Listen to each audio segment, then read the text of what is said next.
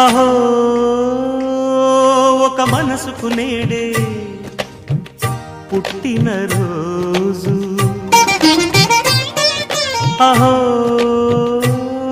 తన పల్లవి పాడే చల్లని రోజు. ఇదే ఇదే కుహు స్వరాల కానుక, మరో వసంత గీతిక జనించు రోజు. అహో